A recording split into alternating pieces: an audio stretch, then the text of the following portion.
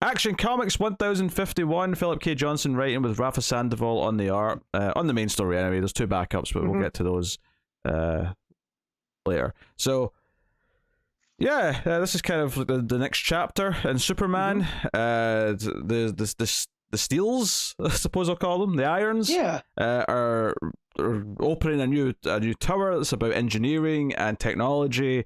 And there's obviously sabotage from Metallo in this issue, but there's a lot of character stuff here as well. It's largely about kind of like the Clark and Lois officially saying, hey, we're adopting these 2 kids, these Thelosians, the super twins that they're being dubbed, so I guess we've got a handy name for them now. I love that, just because, the whole Wonder Twins type thing, right? But then you had super to it. It's just a nice callback, a little Silver Agey. So yeah, sure. So yeah, and there's some nice atmospheric stuff at the start, talking about how the world changed, or Metropolis changed after Superman sort of first appeared, and how it feels that we're kind of on the brink of a turning point again. Yeah, so in these couple books, there's a lot of references to Doomsday, and I wonder if that's because it was the 30th anniversary, and it was high on some of these creators' minds. I mean, with Jurgens, it's a little bit different because of, that was his event, right? But there's some stuff in the Lazarus Planet book. There's some stuff in this one with the backup that I'm just wondering, like, I don't think it's a signifier of anything, but do you think it's just because it's the 30 years since then, and we're starting to, like, not celebrate that, but, just pay homage to it, I guess. I guess. I mean... Yeah. I don't know. I feel like Jurgens is more tied to that era, so that's why he's using a Doomsday thing in the backup. Right. But yeah, the character stuff I liked here, right, was they're all sitting around the Kent's apartment, right? And I had to be reminded that people now, they don't remember, thanks to Lex, they don't remember that Clark is Superman. But so they're all sitting around, and Connor and Keenan are playing video games. And there's a language barrier, and it added to some real fun little moments that I enjoyed. Keenan almost acting like he doesn't know what's going on, and doing the whole bait and switch and beating Connor at the game. I thought that was a lot of fun. A lot of the interpersonal dynamics going on within the Super family, where kind of, for the first time, it feels like Superman has a pretty solid supporting cast that's not, the Daily Planet. That it is the Super, they actually feel like a family, which up to this point, it's been very fragmented. And I know Bendis did things with the Super family, but it didn't feel this way, Yeah. We also find out that Lois really likes Superman's Warworld outfit. Poor John. What's so funny is I wouldn't have even thought that was a dirty thing, except for the way that Lois reacts to him seeing it in the closet. And it's very clearly, oh no, this was kept for kinky stuff. Yep. And John's just really embarrassed. I would have just been like, well, he just still has his suit from Warworld. What's the big deal? Like, he's gonna put it in a glass case like Batman does with stuff. But yeah, no, Lois closing the door. That was great art on Sandoval there. Also, the idea that the Steelworks Tower is going to be like a foot taller than LexCorp Tower. That just cracked me up. And Lex isn't going to be able to have that, right? Like, just for that personal slight, he's going to have it blown up. But on the art there, when Lois shuts the closet door, it's drawn like she's got a super speed. Like that. I mean, obviously she doesn't really, but that's to add to the joke that she moved over so quickly to shut the door. You got all the speed lines and stuff. So that's fun stuff. So yeah, they announced that these kids are being taken in and adopted. Kara gives them their new House of L suits. John seems a little miffed, and you can kind of understand why, because in a weird way, these kids are kind of picking off where he was sort of robbed of his childhood with his parents, and then he came back later. So, yeah. I feel Taylor's going to use that and explore that in the mini that we're getting, because we're gonna tie up those Ultraman threads with Val-Zod. And all that type of stuff, right? But I do like it here because he is a little bit slighted by that. He didn't get his childhood, and not that I ever feel like Lois and Clark would ever be like, "Oh, we get to be parents again." but you feel that there's a joy to having these kids in the house. And I almost, if John wasn't upset, it would feel weird, I feel, and just the version that we've gotten over the last year or so. He's very a cerebral character at this point, and we get, we know what his inner feelings and stuff are. So I do like that Johnson took the time and took that beat to make us think about that. Yeah. So obviously we have Metallo sabotaging the thing, and Lex is still talking in his head, and Metallo is, there's a moment where like a kid's scared of him. The kid can tell his face is like slightly off, like there's something not quite right about him.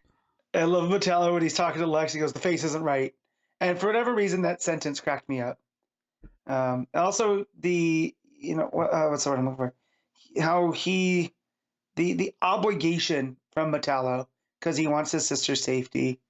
I really like that layer to him, because it's not a maniacal villain thing, right? He's not just the robot with the kryptonite heart. There's a begrudgingness to him now, that I feel is going to be key to the character going forward. Yeah.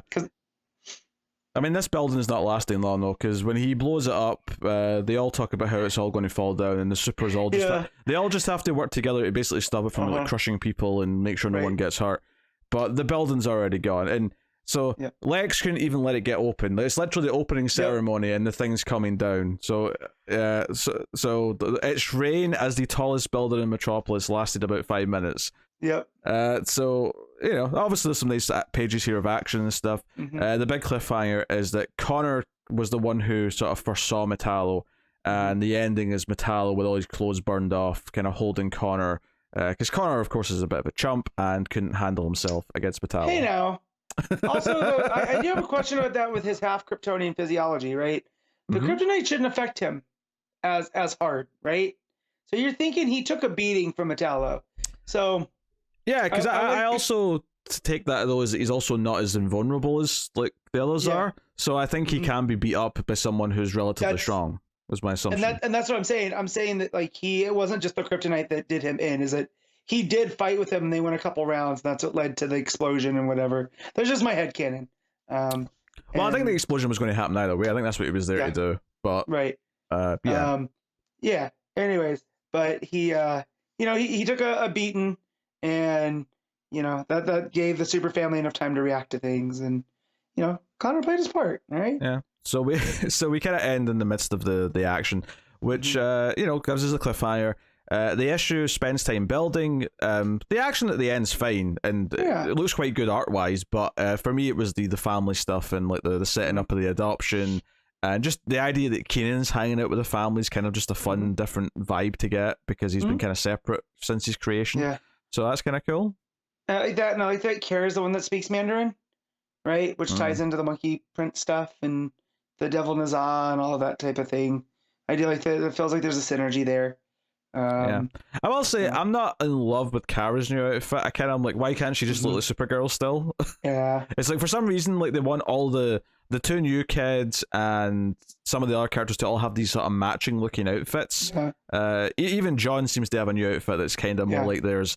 And I'm like, no, just let Supergirl and John look like they did.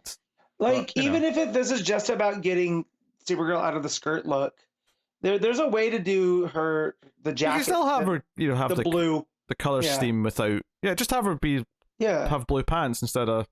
Right, just let her roll with the blue, kind of like Clark, right? Because to me, it's her and John are the Robin and Batgirl, and not just because of their roles there, right? But I feel like, Kara should be dressed more similar to Clark, and not in that weird jacket, which it's not bad. It's just the color scheme is. I like her in a cape. That's all I'm saying. Yeah, I want the red cape, and the simple blue top, because the new outfit's not like poorly designed. It's just a little bit busier than I would like. Yeah, I do like that Connor has kept his leather jacket look there to distinguish him from John and that suit, right? Because they're kind of similar. So that's there, and Keenan has the zip up on his logo still. His same one, but he has that kind of cool zip up biker jacket. Yeah. Yeah, I just like he can still have his cape. For some reason, they seem to have taken the capes off of everyone except Superman. Like Superman is the only one who's allowed to have a cape now for some reason, and I don't understand. I don't like that. I don't like that. Yeah, like Keenan, John, and Kara should all have their capes. And I would argue that Steel, at least one of them, should have a cape. I don't remember because Natasha doesn't, right? I'm not sure. I have to say, I do actually kind of like that hoodie she's wearing over her Steel suit. I don't know why, but I think that does actually give her a little bit. It breaks up just the monotony of the Steel a bit. Yeah, but if that's the case, then John Henry should definitely have his cape. Yeah. Right. We should get the traditional Death of Superman looking Steel. I like that look a lot. We don't see him suited up in this issue though, so I don't know if they're giving him a cape or not.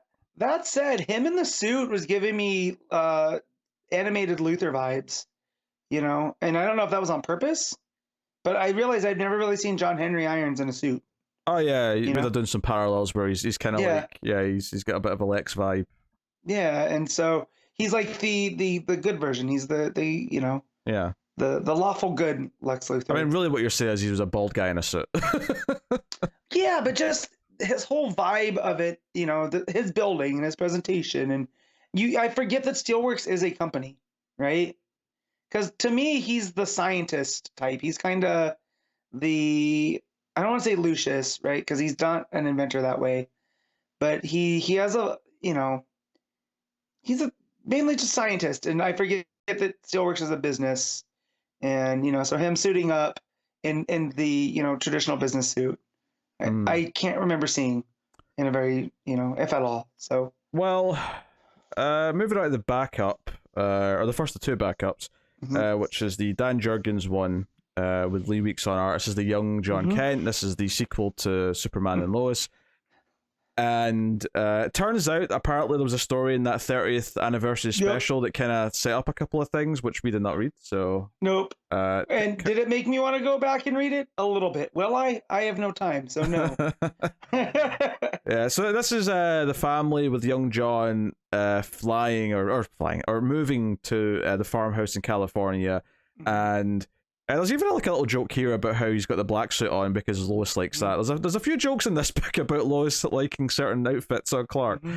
But yeah, so what we find out is that whilst this whatever was going on in the 30th anniversary special, where there was this like sort of Doomsday-esque like homage, Doombreaker, yeah. But there's like an artifact, like a bone from the original Doomsday that was sort of lost in the battle, and everyone doesn't know where it is. And the reveal in the issue is that our sly little John Kent stole it and has it in his room. So we get some of the family bonding stuff, but John flies off with this at the end of the issue. And basically, it just reveals that he has it more than anything, and that this is probably going to lead to trouble. But then the cliffhanger, which is separate of this, is that someone arrives in a spaceship. Someone crashes. Some lady, yeah, some lady. And I presume she's speaking Kryptonian with that speech bubble, but I don't know. So I'm not sure. Yeah. I do like the idea of John taking the bone fragment as a way to keep his dad safe, right? Like as a kid, it's his kid logic. Like, well, if I keep it here, then no one can use it against him, And so I did like that a little bit. I'm curious to see what Doombreaker is and how it's different than Doomsday. So I'll be researching that just to see. So I don't know how long this is going to last, but this was called Lois and Clark 2. So I presume at least like 6 or 8 issues of backups. Yeah. So definitely by the next issue, I'll get caught up on Doombreaker and see how much of a threat that it was. I mean, I have a small concern that this blonde woman at the end is supposed to be a retcon of how Kara arrived, which doesn't really make much sense to me, just given that that's a big change versus everything else. There is kind of a reference here, though. They're living in the regular, or like the main Earth here, because Lois says, or when John asks Clark about the black suit, he says it's time period appropriate, which suggests that this is them still having come from like an alternate Earth and being like, or alternate timeline, perhaps you might say, and because the death of Superman's happened, or the Doombreaker stuff happened recently, like we like this is the correct outfit to be wearing because this is what Superman was wearing at the time, right? At least that's how I read that exchange anyway. So Yeah, there's that. I mean, I feel like this doesn't have too much story in it, but it does have a lot of setup, which is more than I can say for some backups, because I feel like, okay, it set up these key things. They've just moved here. It's set up that he's got this doomsday bone that's glowing. It almost looks like one of the crystals that you have for the fortress, the way it's glowing. Well, yeah, which goes with the idea that doomsday was a Kryptonian weapon. Yeah. You know?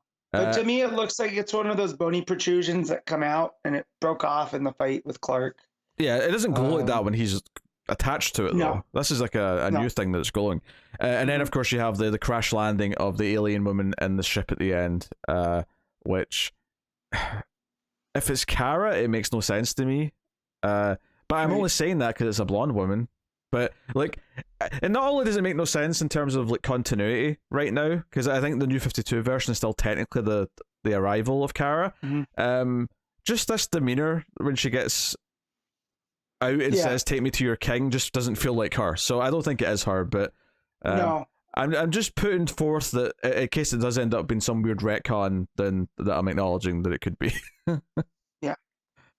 So I'm not so sure, but I suspect that this Doomsday Bone is going to be like, oh, this is like a magnet for trouble that's going to like all lead to John, and he will learn some very valuable lessons about stealing, dangerous parts of Doomsday machines, basically. And then I confess that I did not read the last backup because I took one look at the first page and went, you know what? No, I'm good. I'm out. Yep. So this is a more of a continuation of that Power Girl and Omen story that started off in Lazarus, in the Lazarus Planet special. And, last week, which I did not like. So which is why I did not have any interest in this. I'm going to give Leah Williams a lot of credit here in the type of story that she's going to try to tell in this backup. And it's all about heroes navigating trauma.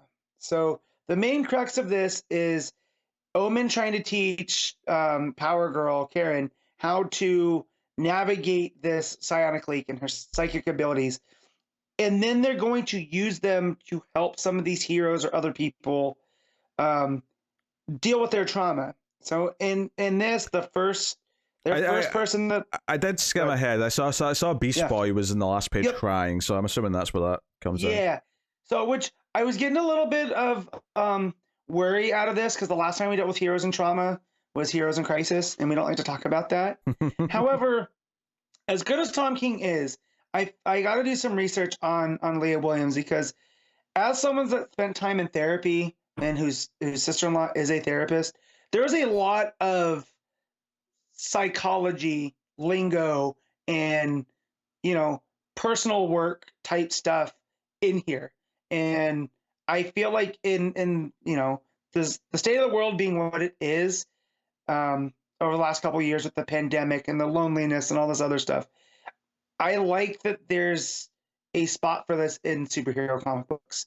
And so I would never have picked Power Girl to be one of the people or one of the characters for this, but partnering her with Omen and Omen saying that she, when she's not a superhero, she's a psychologist, right? So, partnering them up, I think is pretty, would have never have thought of that. So that's nice. But the whole crux of this is that ever since the end of Dark Crisis, Beast Boy joined the fight, but then became this little calf. And Nightwing brings him to Omen and Power Girl and is like, look, he won't transform back. He won't speak. He's just kind of stuck in this form. Can you help us? So in that, they have Omen take the role of the therapist and then has Power Girl because she's, I don't know if she's Kryptonian or whatever version they're going with here. But because she's a bit more sturdier, she sends her psychically into Beast Boy's psyche to do a lot of like the field work, for lack of a better term. So she gets in there and it's just a mess. And it looks like the Titan's Tower wreckage from Dark Crisis, and everything's bathed in red. And she ends up seeing like these animals kind of swarming around and acting super defensive. And Karen realizes that this is Beast Boy's trauma, and her and Omen, figure out that Gar never had the time to process being shot in the face by Deathstroke. And because of that, it led him to recede into this baby cow form and, kind of just not deal. It's almost like he's disassociating. And so when she gets in there, all these animals are kind of his defense mechanism. They're pieces of the red and the morphogenic field coming to protect him because he's almost in constant fight or flight. So Karen gets in there and she's dealing with like a grizzly bear and a saber-toothed tiger and a pterodactyl, and at one point a dragon. She gets run down by a bull before she finds like Garth. I keep calling him Garth. Garth's Tempest. Gar. Gar, yeah, it's Garfield. Finds Gar as a baby, and that's where she puts together that it's the Deathstroke stuff, because he points to this big version that's in the sky. And she comes across this tree, and this tree is just bound in ropes, and she realizes that his tie to the red is now broken because of this trauma. So Karen starts going and trying to free a lot of these branches so he can get touched back in. And she's like, yeah, it's going to take me some time. We have to really decode all of this. And as she's doing that, this big, almost looks like a kaiju, comes to the field, and it's him with the eye patch. It's Garfield. And when she looks back, the tree is all back now in full bloom, right? Which was his representation to the connection. And then Omen pulls her out, and Beast Boy is now back in his, more traditional human form. And that's where he starts crying next to Nightwing. So if you can get past the art, I feel like it's a really nice read, especially if you are interested in like that, I don't want to say therapy type thing, but like the mental awareness of or mental health type stuff. Because I do feel like it's important now that, Yeah, for the record, actually, just because this is Leah Williams and art by Margaret Savage, and clearly I didn't get past the art because I took one look at the page and went, nope. Yeah. But, yeah. So if you can get past the art with Savage, which I tend to like Savage's art more than not, but ever since you pointed out the dead eyes, now when I get to a page that has the dead eyes, and I will say Leah Williams as a writer really has a, the voices down for, at least, I'm not that familiar with Omen, but a version of Power Girl that is kind of this, she's kind of stubborn and she's willing just to keep pushing in order to get through. There's a really funny scene between them where they're going to put their superhero costumes on, and, Power Girls has updated hers, but she still has the big chest window. And Omen's like, you can wear any costume you want. She's like, no, I like it.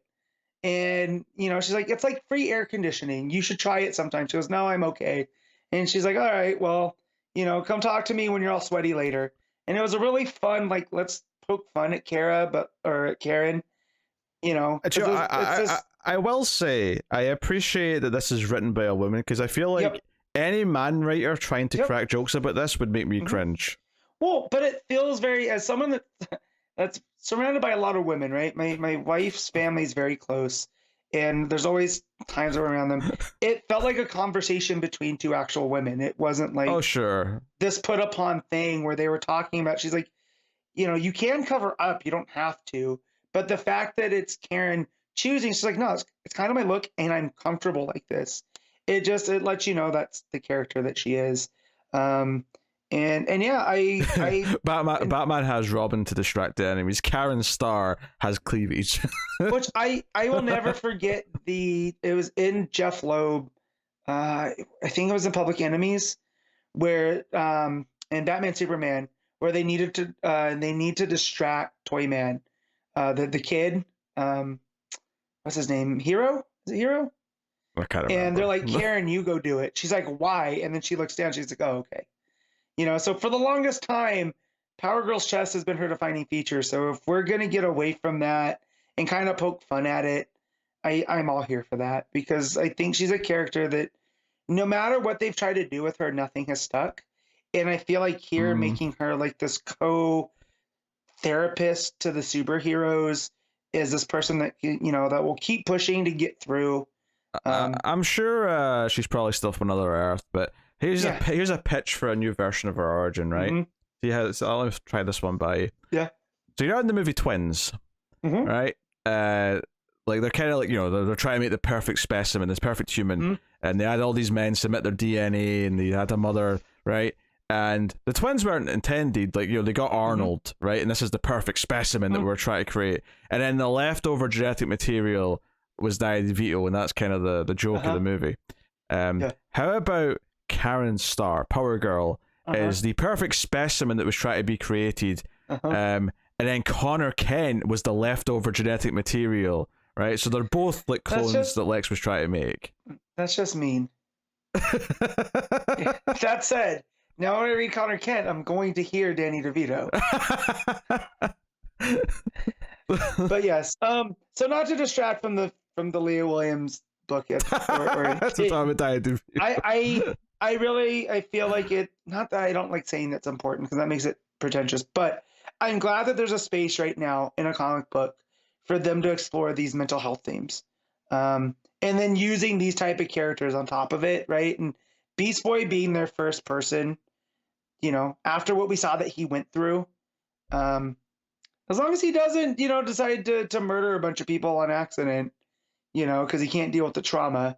I think we're in good hands. So I'm definitely gonna keep reading this one. This was definitely, I was like, after the Lazarus Planet thing, I was kind of like, I don't know if I want to read this. This one made me a believer. Now I want to check out some of the other Leah Williams work that's out there. Okay. Well, all right, that's rate Action Comics 1051. I'm going to give Action Comics. Did I do 0.5? And I'll just give it an 8. Yeah, I'm also gonna go there. So I'm 8. Well, I'm saying about 7.5, but I liked it a little bit more. That last story really put it up over. So no, I mean I liked the main story. I liked all the world building it was doing, the family stuff, and I enjoyed the Jurgens backup fairly well. And they both have good art. I think Sandoval's art was really strong throughout. I would say I liked it more than the art in Detective, certainly. So yeah, no, it was very good. The action's in good hands right now. I don't know if I'm going to always be into the backups, but certainly I like the Jurgens one this week.